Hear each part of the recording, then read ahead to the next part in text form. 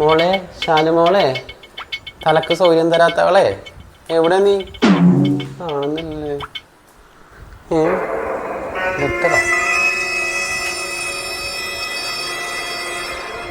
പ്രിയപ്പെട്ട ചേട്ടന്, ഞാൻ പോകുകയാണ്.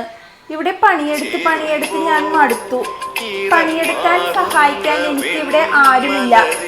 ഒറ്റക്ക് ഈ വീട്ടിലെ പണി മുഴുവൻ ചെയ്ത് ഞാൻ മടുത്തു. ഇനി എൻ്റെ ജീവിതം ഞാൻ ആസ്വദിക്കാൻ പോവുകയാണ് എന്ന് നിങ്ങളുടെ സ്വന്തം ഭാര്യ. വിളിക്കണ എൻ്റെ എല്ലാം ആവശ്യം വിളിക്കാല്ലേ?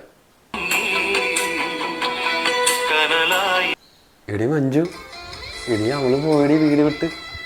അവളിഞ്ഞ് വരുമെന്ന് തോന്നല്ല. നീ ഒരു കാര്യം ചെയ്യും, നീ ഇങ്ങനെ പോരി. ആ വേണ്ട.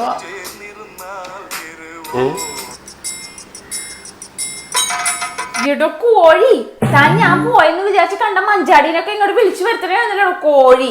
താൻ കോഴിയല്ലടോ, കാടയാണ്.